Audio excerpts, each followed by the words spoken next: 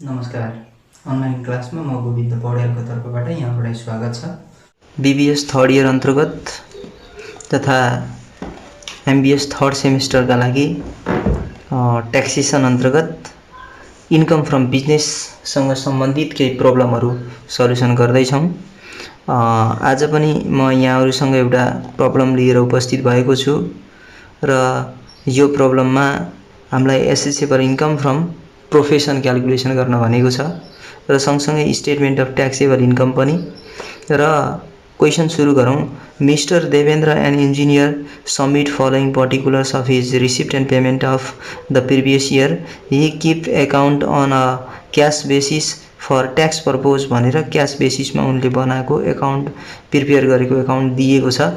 अनि हिजो हामी सल्युसन गरेको वा अघिल्लो क्लासमा सल्युसन गरेको क्वेसनमा हामीलाई एडिसनल इन्फर्मेसनहरू केही पनि थिएन, तर आज भने केही एडिसनल इन्फर्मेसनहरू दिएको छ। तसर्थ यो एडिसनल इन्फर्मेसनलाई पनि कन्सिडर गरेर हामी यहाँ सल्युसनहरू गर्नुपर्ने हुन्छ। सबभन्दा सुरुमा त हामी calculation of accessible income from profession भनेर मिस्टर देवेन्द्रको प्रिभियस इयरको भनेर लेखिसक्यौँ। अब इन्कम साइडबाट कुन कुन आइटमहरूलाई यहाँ देखाउन पाइन्छ त्यसलाई हामी समावेश गर्नुपर्छ। सबभन्दा सुरुमा यहाँ ब्यालेन्स बिडी भनेको छ। यो क्यास बेसिसमा prepare receipt and payment account cash बेसिसमा प्रिपेयर गरिन्छ, तसर्थ क्यासको ब्यालेन्स दिएको हो।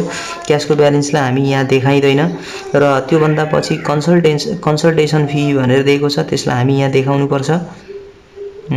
कन्सल्टेसन फिज, तर कन्सल्टेसन फी नेट भनेर दिएको छ। यो 3,25,000। हिजो पनि मैले भनेकै थिएँ यहाँहरूलाई, तपाईहरु त्यो विथहोल्डिङ टेबल हेर्नु होला। त्यो विथहोल्डिङ टेबल भने 7-8 च्याप्टरमा होला हैन, जसमा तपाईको ट्याक्स एक्जाम्प्ट अमाउन्ट अनि त्यसपछि ट्याक्सका रेटहरुको कुरा बिजनेस कन्सेसनहरु दिएको छ। त्यसमा त्यो भन्दा पछाडीपट्टि हामीलाई एउटा स्याडो टेबल बनाएर त्यसमा रेटहरु, विथहोल्डिङ रेटहरु र विथहोल्डिङ त्यो फाइनल र एडभान्सको कुरा दिएको छ। कन्सल्टेसन फी भनेको चाहिँ सर्भिस फी हो। सर्भिस फी 15% एडभान्स हुन्छ। एडभान्स भएको आइटमहरुलाई हामी यहाँ ग्रसअप गरेर लेख्छौं, तर फाइनल भएका आइटमहरुलाई यहाँ हामी देखाउन पाइदैन। जस्तो यहाँनिर 3,25,000 यो हाम्रो नेट दिएको छ। 15% ले ग्रसअप गर्नुपर्ने हुनाले यसलाई हामी 85 ले डिभाइड गर्नुपर्छ र 85 ले डिभाइड गर्ने इन्टु 100 गर्ने, किनकि 15% यसमा अलरेडी ट्याक्स डिडक्सन गरेको छ भन्ने बुझिन्छ। र यसरी ग्रसअप गर्दा 382 353 आउँदो रहेछ। यो हामी राख्यौं। फेरि एकपल्ट क्याल्कुलेसन पार्टलाई फोकस गरौँ। 3,25,000 डिभाइड बाइ त्यति नै आउँछ। र त्यसै गरेर कन्सल्टेसन फी पछि हामीलाई अर्को दिएको छ salary. Salary as part time lecturer भनेको छ। Part time teaching, part time lecturer, casual टिचिङसँग सम्बन्धित इन्कमहरु छन् भने त्यो फाइनल विथहोल्डिङ पेमेन्ट हुन्छ। फाइनल विथहोल्डिङ पेमेन्ट हो भने त्यसलाई हामी यहाँ समावेश गर्न पाउँदैनौं। त्यस्तै इन्ट्रेस्ट अन डिबेन्चर भनेर नेट दिएको छ। इन्ट्रेस्ट अन डिबेन्चर भनेर नेट दिएको छ। यो इन्ट्रेस्ट अन डिबेन्चर तपाईको प्रोफेसनसँग सम्बन्धित भएन, यो बिजनेससँग सम्बन्धित के रे इन्भेस्टमेन्टसँग सम्बन्धित कुरा हो। त्यस्तै रेन्ट फ्रम हाउस भनेको छ। व्यक्तिको केसमा रेन्ट फ्रम हाउस हामी इन्भेस्टमेन्ट अन्तर्गत नै देखाउँछौं, यहाँनिर हाम्रो प्रोफेसनमा देखाइदैन। डिभिडेन्ड रिसिभ भनेको छ। यो नेट डिभिडेन्ड भने फाइनल विथहोल्डिङ पेमेन्ट हो। अब sales of old newspaper भनेको छ, यसलाई यहाँ हामी देखाउँछौं। Sales of old newspaper, sales of old newspaper भने 1150 दिएको छ। त्यस्तै सर्वे एन्ड डिजाइनिङ फी भनेको छ, त्यो पनि इन्कम भइहाल्छ। Survey and designing fees 1,48,000। अनि त्यस्तै fee from valuation of property छ।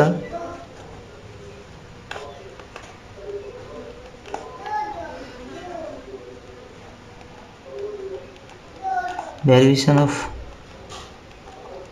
प्रोपर्टिज, प्रोपर्टीको भ्यालुएसन गरिदिए बापत प्राप्त भएको फी 2,35,000। यसलाई पनि हामी यहाँ समावेश गरिन्छ। बैंक लोन दिएको छ। बैंक लोन भनेको के अरे क्यापिटल नेचरको के अरे रेभिन्यू हो। क्यापिटल नेचरको रेभिन्यूलाई हामी यहाँ देखाउँदैनौँ। त्यस्तै 40% of bank loan was use for daughter's admission to a college भनेको छ। अब डटरको मैले एडिसनल इन्फर्मेसन हेरेँ, 40% बैंक लोन उसको डटरको एडमिसनको लागि कलेजका लागि खर्च गरिएको हो भने यो तपाईँको के अरे पर्सनल एक्सपेन्सेस हो। 40% इन्ट्रेस्ट अन लोनलाई यहाँ हामी देखाउन पाउँदैनौँ, रिमेनिङ 60%लाई मात्रै देखाइन्छ। त्यस्तै domestic expenses includes ₹15,000 incurred for staff union भनेको छ। स्टाफ युनिफर्मको लागि दिइएको जुन 15,000 छ यो हाम्रो स्टाफ वेलफेयर एक्सपेन्सेस अन्तर्गत आउँछ, तसर्थ त्यसलाई डिडक्सन गर्न पाइन्छ। गिफ्ट रिसिभ फ्रम क्लाइन्ट भनेको छ, क्लाइन्टबाट गिफ्ट रिसिभ भएको रहेछ, वर्थ ₹20,000 अनि was not received in above statement भनेको छ। यो गिफ्ट रिसिभलाई हामी यहाँ देखाउन पाइन्छ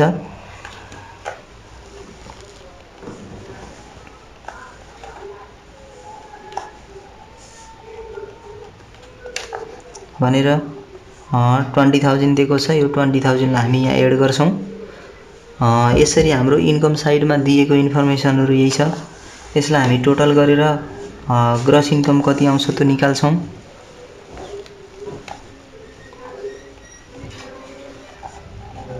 ग्रस इन्कम फ्रम प्रोफेसन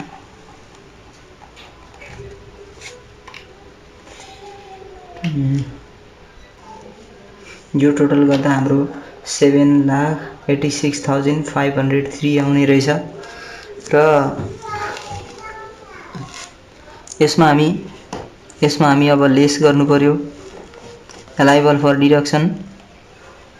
अब डिडक्सन गर्न पाइने जति पनि एक्सपेन्सेसहरू छ जुन प्रोफेसनसँग रिलेटेड छ, इन्कम हेडसँग रिलेटेड छ, ती एक्सपेन्डिचरहरूलाई यहाँबाट डिडक्सन गर्न पाइन्छ।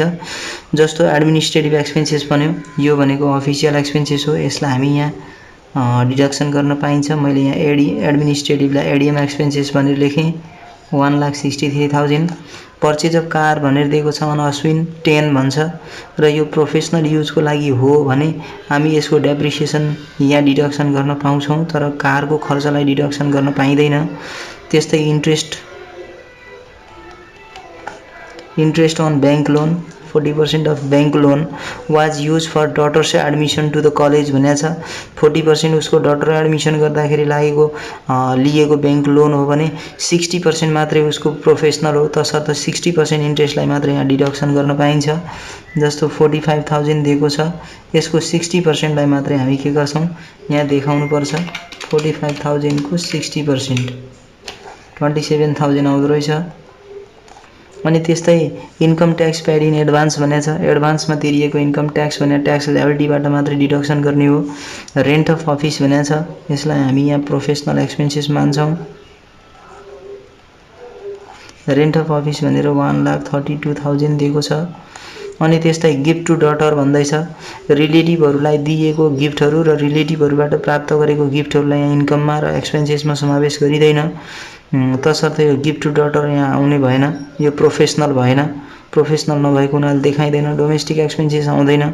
लाइफ इन्सुरेन्स प्रिमियम भनेर दिएको छ, यो एलआइपी भने पछि डिडक्सन गर्न पाइन्छ। त्यस्तै donation to a public school भनेको छ, पब्लिक स्कुललाई दिएको डोनेसन हामी ट्याक्सेबल क्याल्कुलेसन गर्दा क्लेम गरिन्छ। कार एक्सपेन्सेस भनेको छ, यहाँ क्वेसनमा एडिसनल इन्फर्मेसनमा कार एक्सपेन्सेस भनेको के अरे पर्सनल हो, अनि त्यसपछि पर्सनली युज गरिएको छ, यस्तो केही पनि इन्फर्मेसन दिएको छैन भने अफिसियल युजै छ भन्ने बुझिन्छ, तसर्थ कार एक्सपेन्सेसलाई पनि यहाँ देखाउनुपर्छ। 47,500 र माथि डोमेस्टिक एक्सपेन्सेसमा चाहिँ uniform purchase, staff uniform purchase गरेको खर्च छ, त्यो प्रोफेसनल हुन्छ, तसर्थ त्यसलाई पनि यहाँ देखाउनुपर्छ। स्टाफ युनिफर्म एक्सपेन्सेस भनेर हामी 15,000 यो प्रोफेसनल एक्सपेन्सेस हो, यसलाई यहाँ देखाउनुपर्छ। त्यस्तै कार पर्चेज गरेको छ भने डेप्रिसिएसन अफ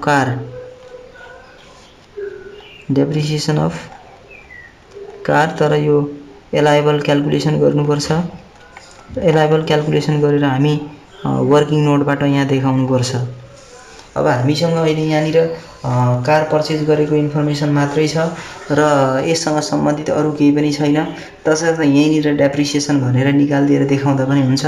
जस्तो कार भनेको सी ब्लकको एसेट्स हो। सी ब्लकका एसेट्सहरूका लागि 20% डेप्रिसिएसन लाग्छ र यो 20% डेप्रिसिएसन तपाईँको ओपनिङ डब्लुडिबी छैन, 0, जसमा असोजको तपाईँको 10 मा पर्चेज गरेको रहेछ 7 लाखको भने 7 लाखको पुसको एन्डसम्म 3/3 नै हुन्छ र माइनस डिस्पोजल भ्यालु केही पनि छैन, 0 भइहाल्यो। अनि यो 7 लाख इन्टु 3/3 गर्दा 7 लाखै हुन्छ। 7 लाखको 20% लाई लायबल डेप्रिसिएसन मान्छौँ हामी। कति हुन्छ त भन्दा 1,40,000 लाई डेप्रिसिएसनको रूपमा देखाउँछौँ र अरू जहाँसम्म यो क्वेसनमा हामीसँग त्यस्तो एक्सपेन्सेसहरू केही पनि छैन, छुट्या छैन र यसैलाई हामी माथिबाट टोटल गरेर लेस गरिदियो भने एसेसेबल इन्कम आउँछ। यसरी माथिको ग्रोस इन्कमबाट यो एलायबल डिडक्सनको टोटललाई लेस गर्दा एसेसेबल इन्कम फ्रम प्रोफेसन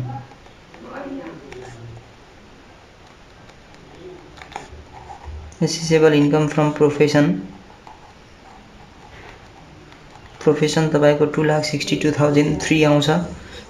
यसरी हाम्रो एसेसेबल इन्कम फ्रम प्रोफेसन सकिन्छ। यसरी हामी accessible income from profession calculation गर्यौं र यसै क्वेसनमा स्टेटमेन्ट अफ ट्याक्सेबल इन्कम पनि सोधेको छ। यो स्टेटमेन्ट अफ ट्याक्सेबल इन्कम लिएर म यहाँहरुसँग अर्को क्लासमा उपस्थित हुने नै छु। तबसम्मका लागि यहाँहरुसँगबाट बिदा हुन्छु। हस्त नमस्ते।